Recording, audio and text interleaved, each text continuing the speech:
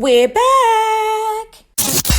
Good evening, everybody. It is Thursday, and this is the Mary Moo Show. Different giftings and talents, like kind of a lot in the music and performing space. So singers, rappers, dancers, spoken word artists, all that kind of stuff. So we're a whole collective, and we had the opportunity to do like Soul Survivor, New Wine, those kinds of like big festivals and stuff like that. That's how things unfolded. And so that's how I kind of came back into doing music again just a few years ago now. But I feel like now the difference is that I know who I am and I know what I'm supposed to be doing. Do you know what I mean? And I wasn't really mentored by anybody but the Spirit of God. I think what it comes down to is understanding. I think understanding and knowledge about what you're doing is so important. So I don't believe it's cultivated in a worship event. I don't believe it's cultivated in a worship school. Secret place is where we get to know Him.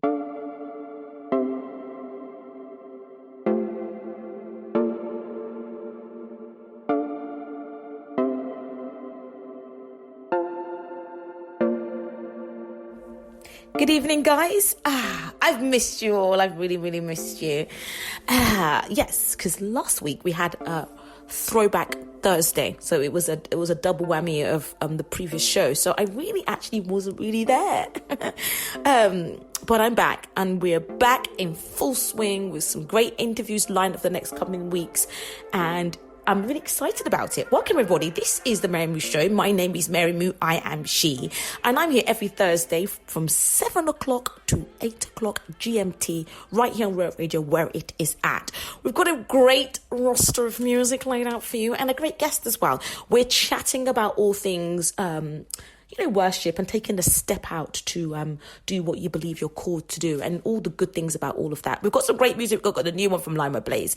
We have Evan and Iris coming up. We have lots of other music from Simone Curry. We've got her coming, and excuse me, and Asher Elia and Jonathan Ogden as well.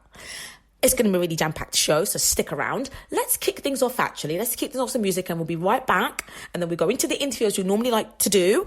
Welcome, everybody. I hope you're feeling good wherever you are. This is Moo Blaze, Caleb Gordon.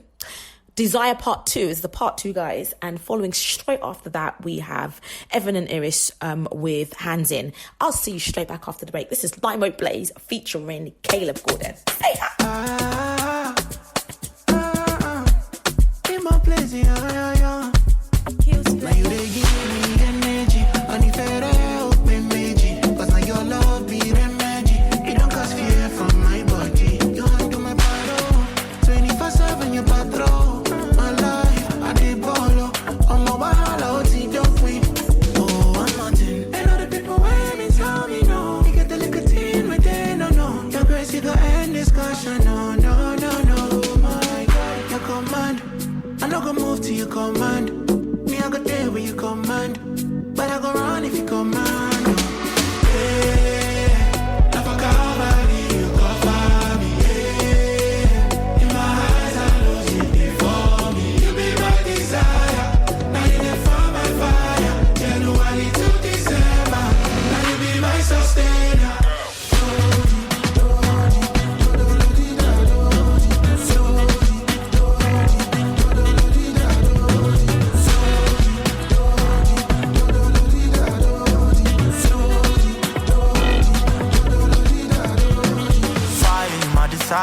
When I look to you, ain't nobody higher. You gon' follow suit when they want me tied up. I take the route, long as you the driver, yeah.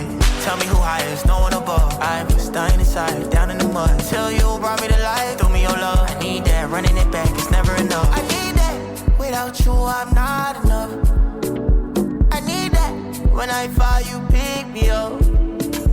I need that, unconditional, not traditional. I need more of your love.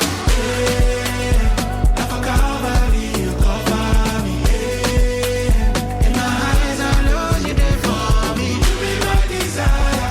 Now you there for my fire. January to December. Now you be my sustainer.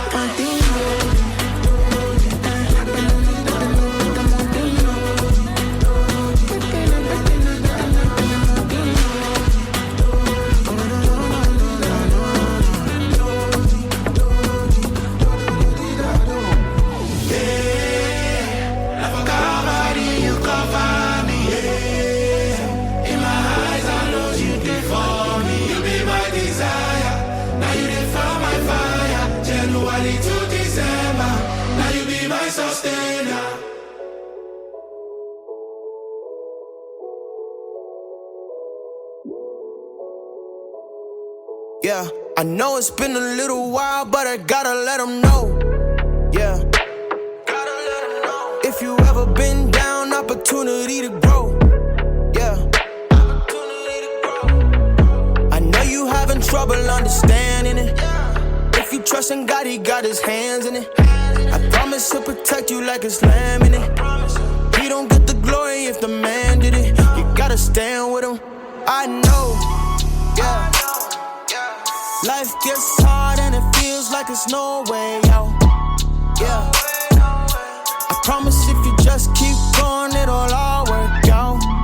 Yeah, cause that's my God. He won't let you go by fire. All you need to know right now, He gon' pick you up, give you love right now. Yeah, yeah, yeah. All I want isn't all I need. Give me God, because everything I am, I'm trading. Got my life in your hands, all my plans, cause I'm trading what's good for me, cause you're good for me. I know it's been a while, but I gotta tell the truth. Throwing away my old ways, something that I gotta do. I gotta get the power from the source. That's the only way to stay the course. Only putting trust up in the Lord. I know He's got His hands in it for sure. I know that He's a cure. In every situation you give me peace. Don't gotta be afraid cause you're in the lead.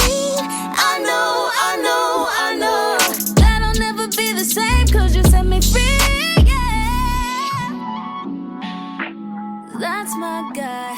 He won't let you go by far. Hi everybody, welcome back. That was Lima Blaze featuring Caleb Gordon with Desire Part 2. There's a Part 1, guys, and Part 2 is just as effective, just as pumping. And then went straight into the new one. I haven't heard this one. This was quite new when I first listened to it. The Evan and Iris one with Hands In. And that's just a reminder, actually, that the safest place to be is in God's hand. And to be all in with this, but to be in God's hand, for God's hand to be in everything. You know, I saw a meme.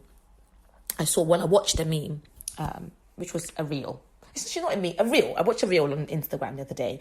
And this guy introduces it by saying, you know, a football in his hand is worth nothing, probably just the price of what the ball actually is. But in the hands of a prominent football player, it can go into the millions. He did the same with the basketball, did the same with all these other things. And he concluded by saying, look, it shows it's really about whose hands things are in, which places value on things. So whenever we're going through, if we put all our cares, all our worries, everything into the hands of Jesus, who can do all sorts of things and promises to do things for us and promises to give us wisdom, promises to give breakthrough, miracles, whatever it is, it's the safest place for us to be, issues to be, whatever it is. It is the safest place. So we're talking today. Welcome back, everybody. If you don't know, my name is Mary Moo, and I'm here every Thursday from 7 o'clock on the Ruach Radio Show. This is the Mary Moo Show, and today we're talking about and worship being being in that sacred place, and actually taking steps to do it, and looking at the importance of the difference really with worship, music, in the music form. As you know, the value in it, the beauty of it, the power in it, the anointing that's in it, that differs from any other kind of music. And I was, again, on socials. You know how much I love socials, you know how much I love YouTube. And Jackie Hill Perry, if you don't know her, she's a minister of the Kingdom of God, and she's got a great ministry. And she was being interviewed by Tim Ross on his show. And she was talking about doing a 30-day music purge challenge, like a 30-day fast from secular music, if that's obviously music that's not aimed at God or glorify God in any way. And she thought, I'm going to do a 30-day fast from that and purge and to see what happened. And since then, a lot of people have taken on this challenge themselves and done 30 days. And this is what I learned after doing the 30 days and things like that. And it really did get me thinking, like, wow, I remember a while ago when God did let me know, like, yes, you're going to fast from food and like that's what you want to do, but you're also going to fast from music. So I do appreciate music. I know that obviously some music is clearly demonic, but I know that happy birthday and that it's not a, even though you're singing happy birthday and that, it's not a worship song, but it's nothing wrong with it. It's not, obviously, you know what it is. There's some music that's out there that are great music that's about love and comes from an authentic place. It's not evil. Not everything is evil. But obviously not everything glorifies God. So it's nice to sometimes put that music aside, but put it aside and just focus on God. And there's some people out there who don't even listen to any other music anyway. Good for them. That's great. But I know when I've taken the challenge myself, it's good to do periodically in your life, because when you go back in, or you go to a party, or you go to an event, or go to a restaurant where they're playing it, doesn't have an effect on you. It's kind of, it just doesn't get all the way in. It just kind of surfaces. You can almost like enjoy it for what it is, and then you pull away from it, because you start to see that, yeah, it's fine, but there's nothing like when we worship God in music. There's just nothing like it.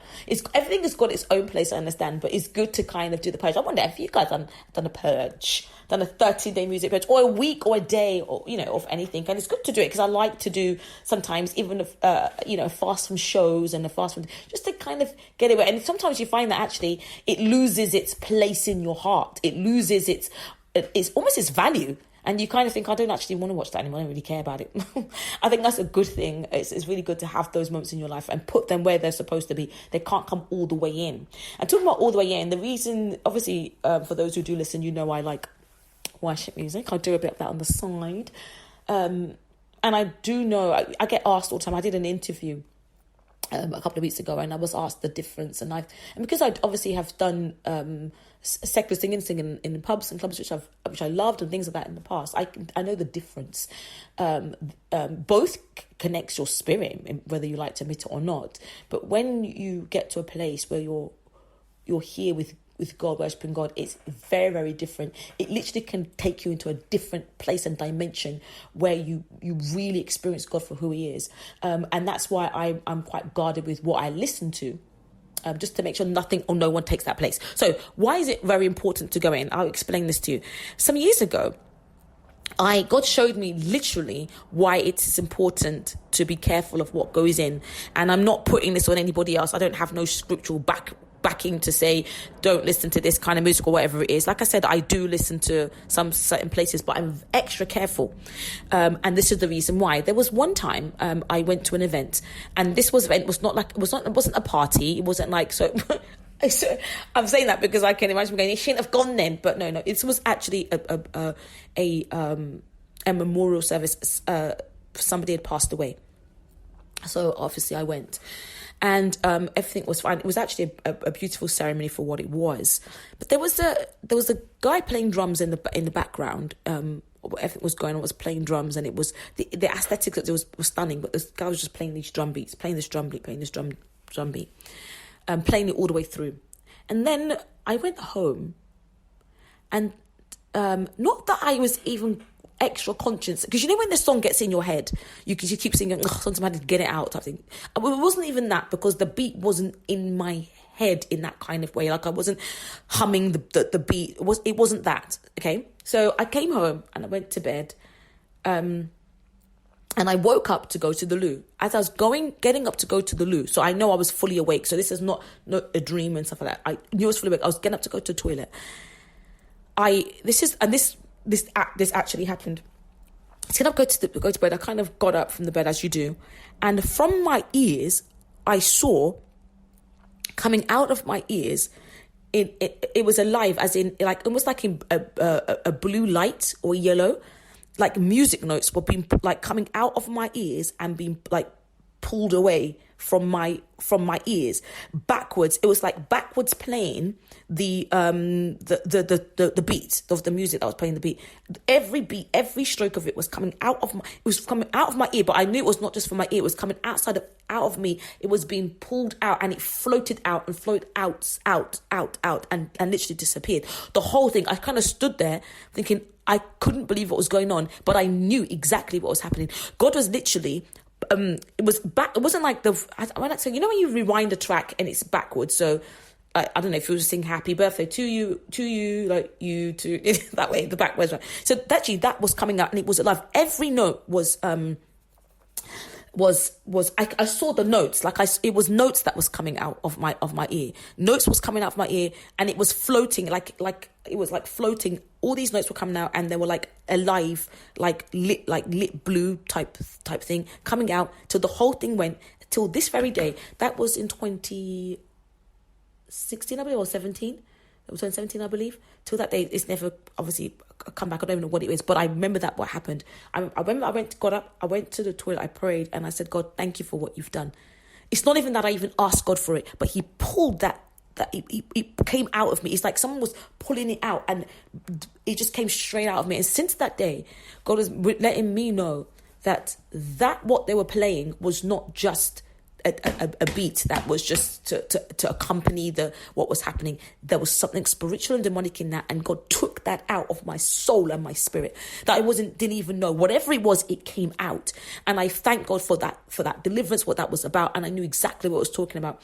That's why I am personally very particular of going to places and hearing all these kind of things, like what was behind it and what that was. It was alive. The notes, I saw them all until they all went, and that categorical, I couldn't even believe it. I kind of I think I went to the toilet, sat back on my bed, I prayed, and I thought, I couldn't believe that happened. Then I went back to sleep, woke up, and I just was like, God, thank you for what happened. I know what I saw and how it went out. So anyway, what we're talking about, that was just me sharing, saying, look, yeah, it's good to do a 30-day purge. It's good to do the fast. It's good to do them in, so we're so much more spirit. But let's be aware of what we're doing and aware of these different things, because that's such a sacred thing. It's our communication to God through song about who he is and what it is. And God is said in Exodus, look, he's a jealous God. He's jealous in the sense, not like how we are. He does so much for us. Let's give to him what is due, and we can do so through song. And anyway, so I wanted to mention that and kind of encourage you, go ahead, do your fasts, do it, and let's share together what that means. But also let's be careful, because music isn't just pure music. Just because we are pure about things, just because we are holy about things, doesn't mean everyone else is. And there are some. To be fair, look at the background of some of these artists. Look at the background of some of these people, and really reckon, do I really want that in my soul? Conflicting with what I'm doing, given to God. And if you happen to be like me in a place where you're there for a purpose, to mourn someone or to celebrate someone, and something's been paid, God in his faithfulness knows what to do. So thankful to God for getting that out of me, and I pity everybody else where it remained, if that made sense. But anyway, let's get back to some music. We're talking about the secret place of God, and let's kick things off with Asher Aaliyah and Jonathan Ogden with Secret Place, and then we'll go straight into the interview. Let's get straight in there. And I'll see you right back, guys. This is Asher Aaliyah and Jonathan Ogden with Secret Place. Go deeper in the secret place with you, God. Eyes are close to mine. I am watching God, making new my mind. I see you, image revealing. I am your being, made to be more than here, more than here. Worries are fleeting, moving so freely. Meditate on my prayer, on my prayer. Help me go deeper in the secret place with you, God. Help me go deeper in the secret place with you, God. I just wanna hear your voice, Lord, I am listening. Speak to my heart again, 'cause I get so busy working, don't wanna miss you speaking. You are my strength and my fortress forever. What good if I gain the world, only to lose my soul? What good if I spend my days with someone I do not know? I just wanna stay. Let me spend my days going deeper and deeper. Help me go deeper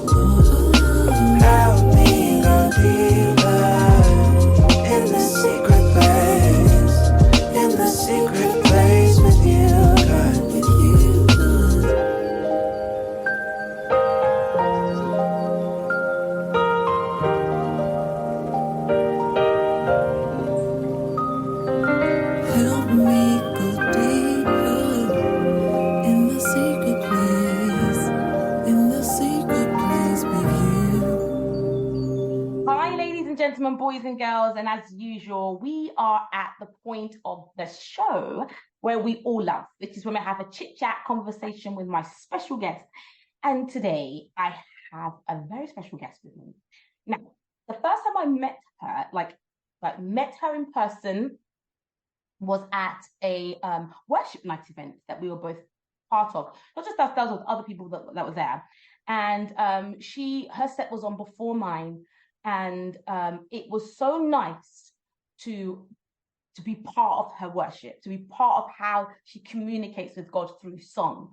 And I said to her before, and I'll be taking pictures and getting some footage because I know how this whole thing works. And at one point I had to put it down. I was like, let's just we've taken enough now. Let's just get sucked into the moment, because it really was that beautiful. She has a stunning voice and a great ministry. Ladies and gentlemen, boys and girls, I have none other than Yime here with me. Yime, how are you? I'm great, Mary. How are you? I'm good, thanks. Thank you so much for coming on the Mary Moo Show. Thank you so much. My pleasure. Thank you. So we're going to have a conversation about a bit about who you are and just a couple of things. And I thought, I know you just a little bit, like I've seen you around, and I know that my sister is really good friends with, and my brother-in-law actually is really good friends with you. But these guys on here might not know who you are, so please tell us, who are you? Just a bit about background to who is Yime. Who are you? Yeah. So these questions are always like, it's like, okay, what do I start with first? But yeah, so like you said, I'm Yime. I am a young woman who is an artist. I'm a singer songwriter, and I love to worship as well. I'm married to my amazing husband Dami. I've got 3 little children, Tia, Nathaniel, and Shania. So they're pretty much my day job, should I say? Yeah. And I am in a space now where I just want to continue to grow, build the music, and share the gift with as many people as possible. And yeah, that's kind of me in a nutshell. Great stuff. So by your accent, ladies and gentlemen, you'll know that she's obviously not from Birmingham or London. But actually, I think you live in Manchester, right? So is that where you've always lived? No, so I'm in Manchester at the moment. So I was actually born and raised in Manchester, and then I went to university in Birmingham, actually. Yeah. So for 5 years I was in Birmingham, and then I moved back to Manchester. I got a job here, and then got married and moved down south to Hertfordshire. So I was there for like 6 years, and then we moved back to Manchester temporarily. So that was probably just before the lockdown in 2020. Oh wow. And so we're moving back down south again this year. So yeah, it's been a bit of a up and down, but yeah, it's been it's been a blessing. It's good, it's good to kind of go across this wide country that we have, and certain places. And I highlighted that obviously because this show we're trying to really promote people in the West Midlands as well, and people going up north, not just obviously London. So it's nice to know that actually we have a voice. So well, actually you kind of cover everywhere now. You're kind of in between. So. Yeah, exactly. Exactly, that's a good thing to do that. So you mentioned you're a singer-songwriter, and obviously you're at a place now where you're trying to obviously promote and push and share your talent. So I know I'll talk about your actual releases that I'm aware of, that I'm obviously from research. But how and when did you get into the music industry or into worship? Where did all that musicality begin for you? So I've been singing for like as far back as I can remember, really, to be honest. So I've always sung, and then thankfully always had the opportunity to share the gift as well. So I was never really like shy of singing in front of people or being on stage or anything like that. And then through that, just kind of like developing my singing. I started doing singing lessons when I was young, and carried that up until secondary school. And then like if there was any talent show or anything like that, I would get involved and sing. Also was singing, actually no, not in church yet. I think I started singing in church much later because I think I was a bit young. So they wanted people who could kind of understand the responsibility and, you know, of singing. So then I started leading worship when I was probably like 14, 15. And so back then I had like not the most comprehensive view of worship, if that makes sense. Back then it was kind of like praise is the fast songs, worship is the slow songs. Yeah. Kind of like understanding of a bit deeper than that. But yeah, I was given the opportunity to lead and to kind of grow in that area. And then so that was kind of on and off. I would lead in organizations called the OFNC, organizations such as the OFNC. So that's Overseas Fellowship of Nigerian Christians. At the conferences, I'd lead worship there. And I think at the time I was doing that, I feel like my relationship with the Father, had completely changed in a good way. Like I'd had a fresh encounter with him. And I feel like that very much spilled over into leading worship. So when I came back to Manchester after being in Birmingham for 2 years, my parents had a church and they didn't have anybody who was leading, or someone who was leading. They had left. So I kind of took over. And so there wasn't anybody to really show me how to lead worship in a way that, do you know what I mean? I wasn't really mentored by anybody but the Spirit of God, really and truly. But it helped to have my relationship with him be what it was at the time. It was just so kind of like, it was so vibrant. It was so electric, if I can even use that word. Just kind of like growing in my understanding of him, being so kind of like consumed by the word, being consumed by just my devotional times with him. And so I feel like that spilled over into worship leading. I started to grow and learn how to do it from him directly, really, to be honest. In terms of artistry and writing songs, I started writing songs around 11, 12, like actually putting pen to paper. And yeah, I think I released my first song when I was like 14 with a friend of mine. I don't even know if we had MySpace back then. I don't think we did, but within our little community, like they kind of knew what the song was. And then I think when I went to uni, I think first year of uni, I worked with the producer and then released like a song called I Just Want to Say, but that was on MySpace. So it was kind of before streaming was what it was. Yeah. And when CDs were still being used. Still in circulation. And so then I got the opportunity to be part of like a group called RTS. And so this group was like young people who all had different giftings and talents, like kind of a lot in the music and performing space. So singers, rappers, dancers, spoken word artists, all that kind of stuff. So we were like a whole collective, and you know, we had the opportunity to do like Soul Survivor, New Wine, those kinds of like big festivals and stuff like that. So that was up until about 2010. And then I think after that, like I didn't really do much music in terms of releasing stuff. I was singing from time to time. When I was in Birmingham, I used to sing. I sang at the choir, with the worship team in my church in Birmingham, up until the very end, until I left, and then I was do my own stuff from here and there and stuff like that. So then I think Reload, I made that song in 2018. So I think I just turned 30 by that point. But I think when I got married, I felt like music just took a back seat because it was like focus on family, focus on career, at least trying to focus on those things.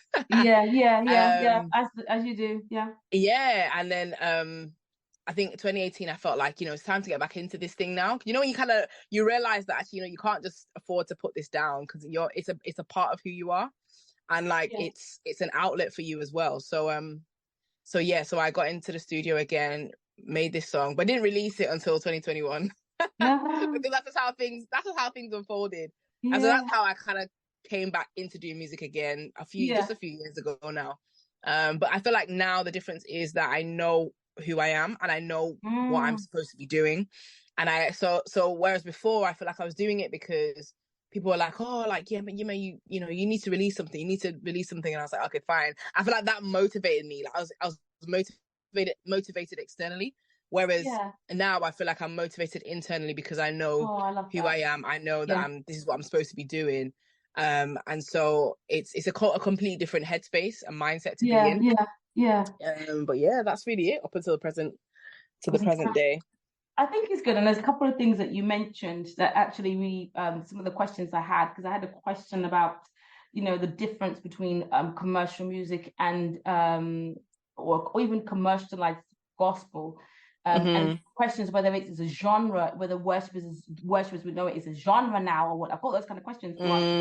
I like that you mentioned that your encounter with God, as I understand from what you said, informed the way how you worshipped and what you was in, and being in that headspace just based on your encounter with God. I like that you talked about how it was almost electrifying, but it was based on your encounter with God. And I really do feel that translates when you do worship, because you can tell that you've been to a place, you are at a place, you have that intimate relationship that is translated through the songs, through what you sing. I think that's really, really important. But I also want to probably ask you those questions. I saw a post where as somebody was saying, hang on a minute, have we now put worship as a genre now? So what's happened? What are your thoughts on that? Or thoughts on? Well, I have a lot of thoughts on this topic. Share some. I feel as though, how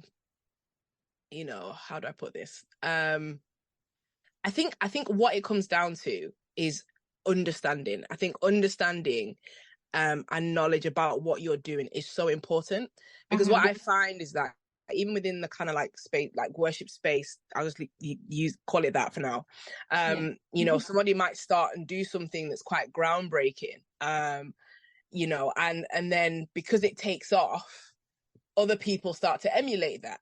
And I feel like sometimes the reason why whoever started whatever it is, so for example, I remember like just even the format of how people were doing it. So you'd have the musicians in the middle, and then you have everybody surrounding them. Do you get what I mean? As opposed to like, I guess what still happens now, but you've got the stage, you've got everyone on the stage and everybody kind of like watching them on the stage. Now it's like, we're all kind of on the same level. We're all kind of doing it together. Is that kind of feel? And I feel like, that could have just happened organically for the people that started doing that. That just happened because they were meeting together, they were worshiping, and then they just started filming it. But then obviously because it becomes popular, then other people start to copy that. Do you get what I'm trying to say? And as a trivial example. And I think that it's important to know that, first of all, worship isn't really anything to do with singing, to be honest with you, or music. It is, it's obedience, and it's also sacrifice as well. And sacrifice isn't necessarily a bad thing, but you're giving your life as an offering unto him, a living sacrifice. And that really is where I thought the songs come from, because it's the secret place is the place where we get to know him and we become more intimate with him. And I feel as though that's how you develop your heart of worship. That's how you cultivate your heart of worship. I don't believe it's cultivated in a worship event. I don't believe it's cultivated in, a worship school. It's cultivated in the place of getting to know him, where he is teaching you about himself, and I feel like, what we have now is, I don't know how many people or how much of us are putting in that time in the secret place. Do you get what I'm trying to say? Like there's a certain sound that's going around now that I feel like is becoming very, because I saw some tweets about this. I don't know who was tweeting about it, but like, they were talking about minor chords and how like the minor chords are going on the keyboard. The pads are going. That's when people start to think that, we're now, it's almost like we equate certain sounds to worship, when really worship is something that can only be done, in my estimation, first of all, in spirit and in truth, as the Bible says. But also, getting to know the person that you're worshiping. You know what I'm trying to say? Totally. A lot of the songs that we sing now are taken from the Psalms, right? And the Psalms is largely written by David. David was having these encounters and these experiences with him in the secret place. You know what I'm trying to say? Like he's the one penning, like, he that dwells in the secret place of the Most High shall abide under the shadow of the Almighty. You know what I mean? He's penning that stuff based on his experience, and so that becomes a song because he's getting to know the Father in that way. Do you get what I'm trying to say? And then so what happens sometimes that we lift it from there and then we start singing it without any experience. Do you get what I'm trying to say? Yeah. And I think that for me, I will always emphasize that, first of all, it's not singing. Second of all, I don't believe it can be a genre. Do you know what I'm trying to say? I feel like there's a style that's popular at the moment, but ultimately it's not a genre. And the thing is, we don't want to get caught up in the style. Do you get what I'm trying to say? Because that's not necessarily what it is. And, you know, above it all, he's looking at the heart anyway. So as much as we can be singing on the outside, I'm sure, you know, you're you know, a worshiper, you've been there where there'll be times where you might be singing and your heart's not really in what you're doing, but it sounds nice. Do you know what I mean? It sounds great. And I think it's important for us to emphasize that actually, no, the secret place is where we get to know him, and that true worship comes from a place of obedience, and it comes from sacrifice. And it comes from surrender. You know, if we're going on stage and singing and, you know, it sounds nice and it sounds like worship, but behind the scenes, that's not really taking place. It really matters. It doesn't matter much. Do you get what I'm trying to say? To the person that we are doing it to. And I think that, it's a style. There's a style that's popular at the moment. And I get it. It can be quite, you know, it can draw us in. Do you get what I'm trying to say? It can draw us in a way, but I just feel like we shouldn't focus on that at all. That's just a style, and it's popular at the moment. There's been lots of styles that have been popular at the moment. Like, they come and go. Do you get what I mean? Yeah, you're right. Absolutely right. And I just feel like, you know, let's focus on what the main thing is, if that makes sense.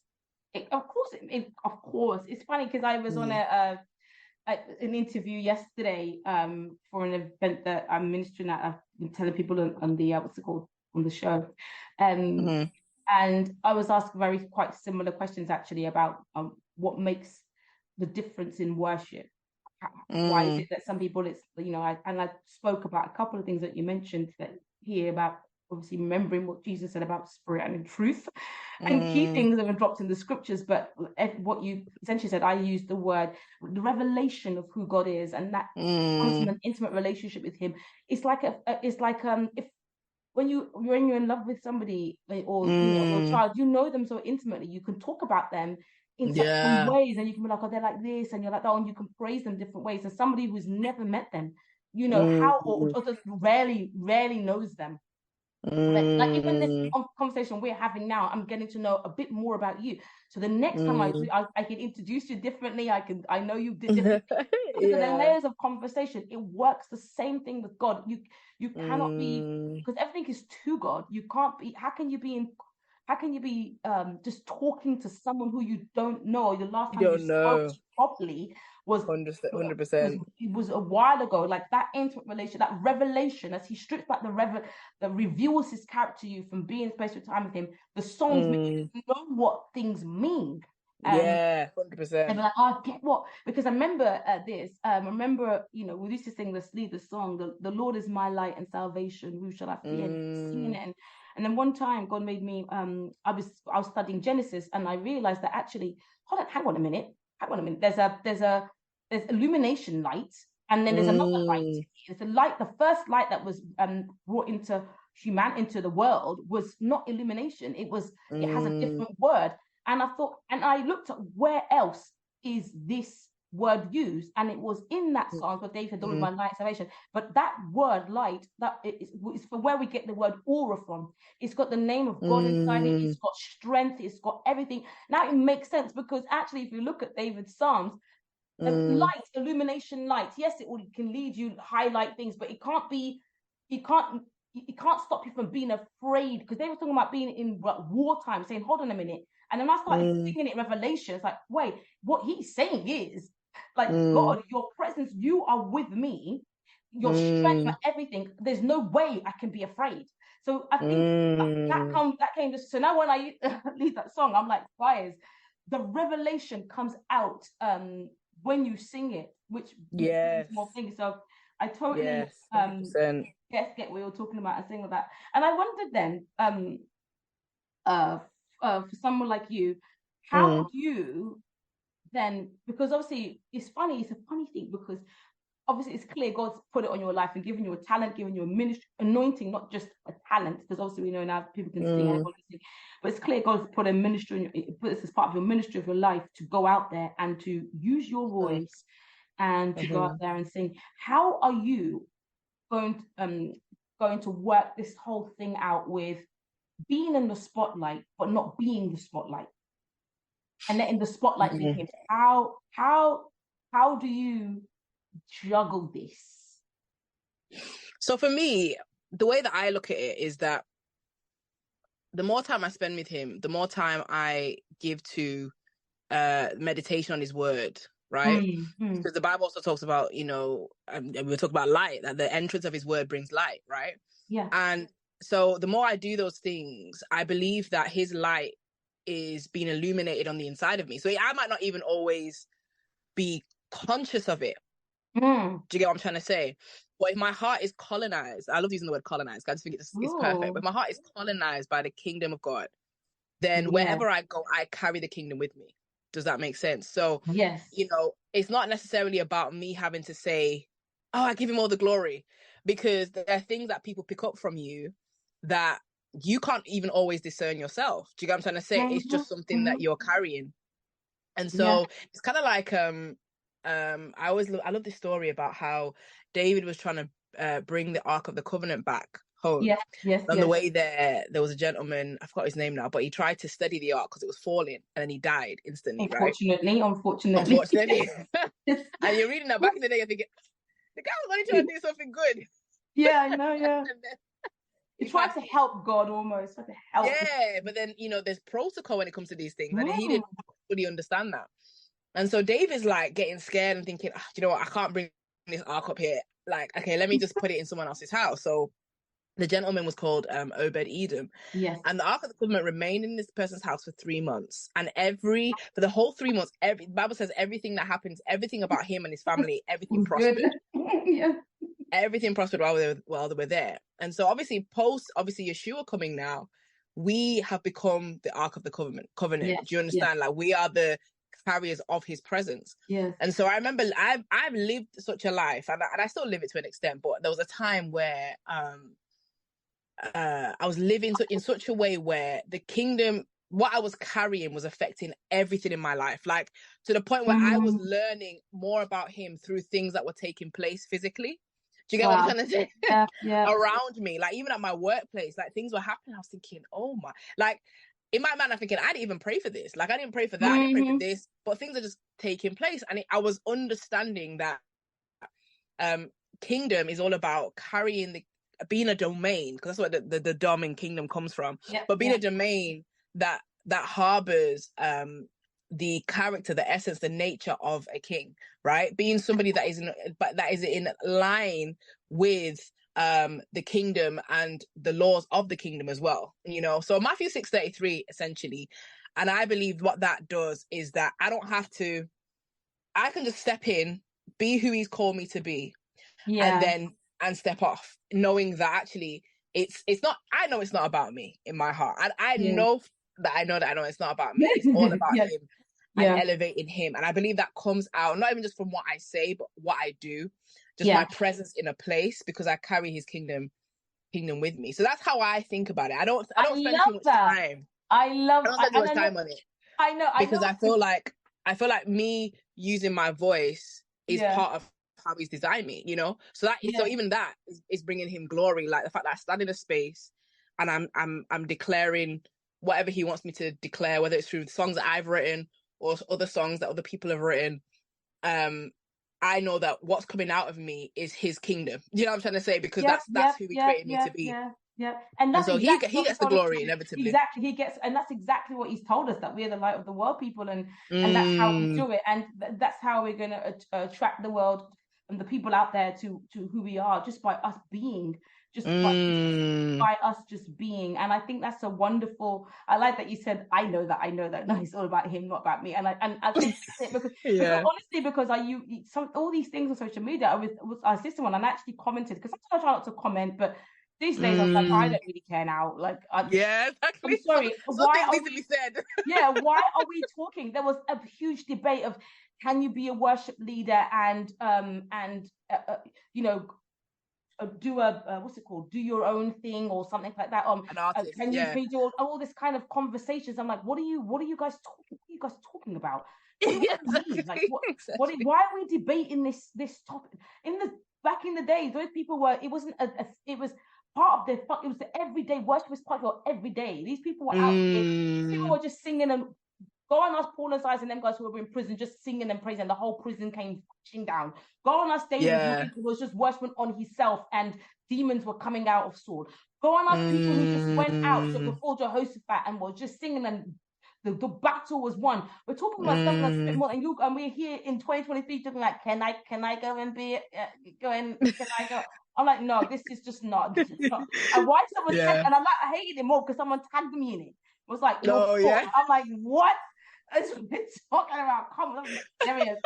And people going, yeah, speak, bro, speak. Like this is a I'm like, no, hold on. I think that is those things. I think we've got to try to be very careful, like you said, not to turn this into some sort of commercialized genre thing. We get that this is people would want you to come and lead worship in their church, and they'll pay you for it, whatever it is. We understand that because they want what you have. They want the anointing to touch their people. That's why we go out and do things with everybody else. They want the God in you. They want you and the God to come and share that out, as opposed to someone pushing my career, it's not, anyway. Okay, so let's talk about your music. It's a very tricky. Yeah, it is. It winds me up, as you can tell. Okay, so I'm obviously looking at your catalog of releases that I can see. I know you did the Reload, which I felt was quite it was very different. It was I think you mentioned that it was about not like rebirth. What did I read? I saw my notes. It was Reload. When you brought that out, that was you talking about a new state of self, a new relationship, releasing yourself again, or reloading the situation? What was Reload about? The first. So Reload, kind of similar. So kind of how I was talking earlier about my journey. Yeah. Like for a period, I was like singing a lot.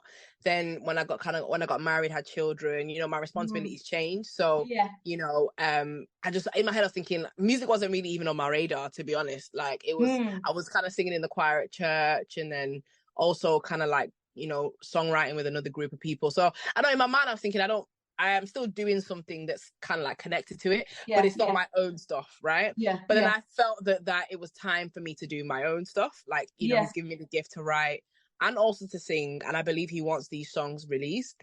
Yeah. And so Reload was written at a time where I felt like I realized that this thing is a part of who I am. It's not something I can just put to one side and say, oh, I'll visit that later. Like he's actually built that into me. And so sometimes you find yourself like, some of us can find ourselves in like places of like depression or, in a low state of being because you're not utilizing all of you. I'm trying to say all the gifts that you have. And obviously it doesn't, in each season, it might look different, For me, it wasn't like I could go up and down and sing everywhere like I was doing before, but I can still write. I can still, go to the studio. Do you get what I'm trying to say? I can still do these things. I can still release music. So I felt like Reload was just me understanding that, okay, I'm doing this again, but I have an understanding of who I am. I have more of an understanding of who he is. I have an understanding of what he has called me to do. And so I'm moving different now, and I love the track in the sense of how the music embodies that message. I really I love that. And I feel like it was something that I guess people can relate to because, some of us have started things and we've had to lay them down for whatever reason. And now it's time to go again. I found like, during COVID, actually, a lot of people were picking things up, starting new skills or picking things up that they had, been doing before, but now they had the time to kind of revisit stuff again. So it just felt like it was just a very much like an anthem for the time that it was released as well, in as much as it was something that had come out of my personal life. Yeah. So that was Reload. Yeah. I love that. And then we had in the beginning, and now we are at All Your Glory. Yeah. How did that come about? So Is For it Your nice? Glory, Yeah.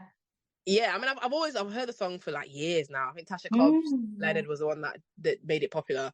And so every time it's sung, it just really kind of it pulls you in, and I feel like it really centers you on what life is really about. So what had happened was I had no intention of doing covers of anybody's songs. Like I write my own You're songs, right, so so it's like yes, I could sing my own songs. yeah. And so I my brother and my sister-in-law now, they got married last September, and so they'd asked me to lead that song and another song at the wedding. Yeah. And so led the songs at the wedding, and I had so many people coming up to me telling me like, "Oh my gosh, Yime, that was amazing! Like, are you the singer? Are you the one that sang?" Yeah. And that was like throughout the whole wedding. And so I remember my sister-in-law was like, "Oh, you've got to do a cover. You've got to do a cover of these songs." Like, and so I was like, you know what? Okay, I will do, because I feel like for me, I'm very much a person that I believe the Almighty. I call him Yah. Yes, I believe Yah. Yeah, exactly. Yeah, some people say Yahweh, but I say Yah. I believe that he speaks to me through things that happened to me as well. So with everything that had happened, I feel like what he was saying to me was, this is also a part of who you are. Do you know what I'm trying to say? Like, you're a worshiper. And so it wasn't like I was intentionally trying to keep that or hold that back or anything like that. But I just felt like he was telling me, I want you to also worship me. You know what I mean? Sing songs that are like written directly to me. So a lot of the songs I write are a bit of a mix. So some of them are like more worship type songs. Other songs are more about like life and life experiences. And just generally talking about principles of the kingdom and of the Bible, and how we can infuse that into our day-to-day living. So I felt like that's what he was saying to me. So I took my sister-in-law's challenge of doing a cover, and so this is it really. For Your Glory. I also did a cover of Made Away by Travis Green as well, which will be coming out soon. That's coming out soon. Oh, that's so those are the two songs I sang. So, exactly. Because this one is so beautiful. So, this one's such a beautiful track, and it's already out now, isn't it? Because I mean that came out. Was it 29th that came out? 25th. Came out on the 25th of June.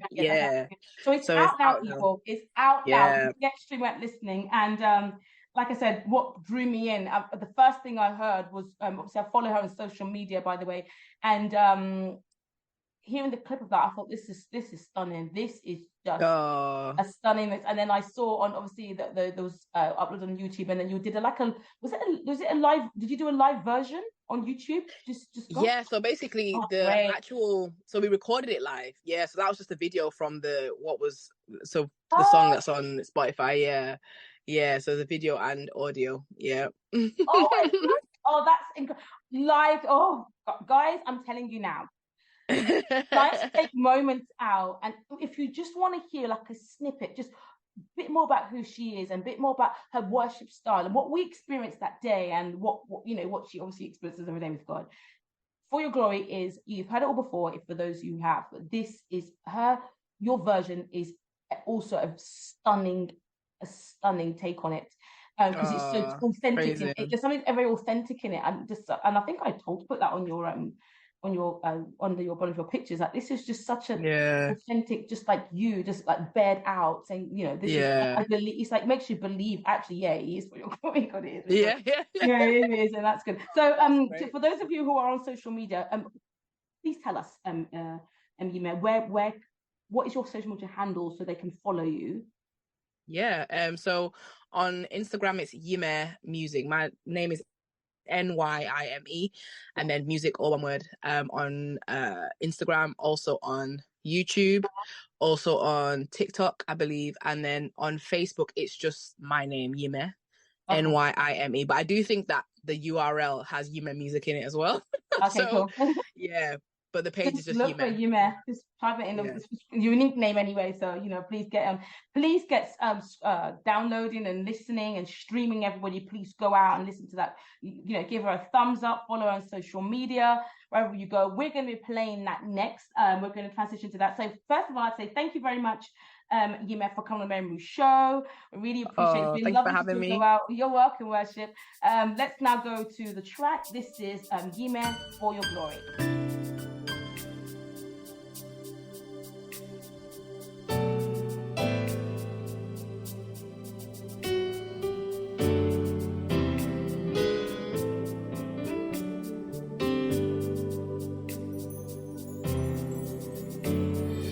Lord, if I find favor in your sight, Lord, please hear my heart's cry. I'm desperately waiting to be where you are.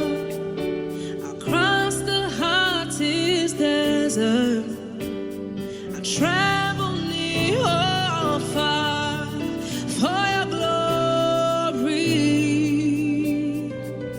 I will do anything just to see you, to behold you as my King.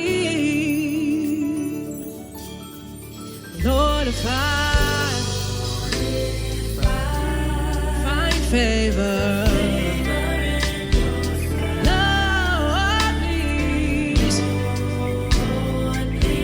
hear my heart's cry.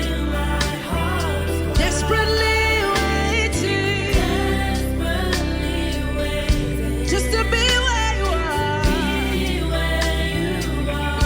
Cross the hottest, travel near or far for your glory. I will do anything just to see you, to behold you as my King. For your glory, I will do anything just to see your face, to behold you as my King. For your glory, oh, it's you in every move. Can have our being just for your glory, just to see you. Wanna be where you are. Yeah. I've gotta be where you are. I wanna be where you are. I've gotta be where you are. Said I wanna be. Oh, seated at your table, surrounded by your glory.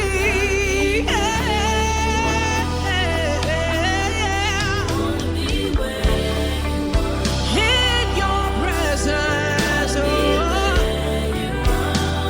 it's my place of safety. It's my place of rest. I gotta be in your presence, where I find joy, where I find my peace.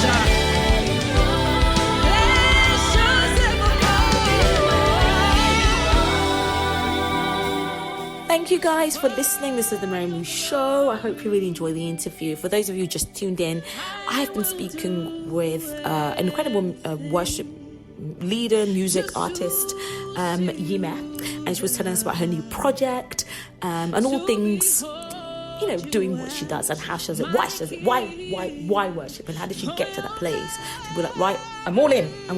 So I hope you really enjoy that, and I'll see you next week. Bye. Just to see your face, to behold you as my King.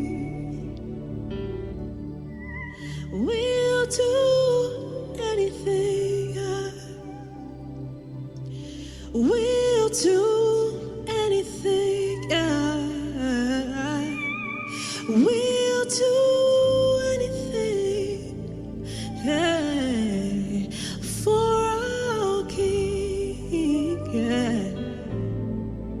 We'll do anything.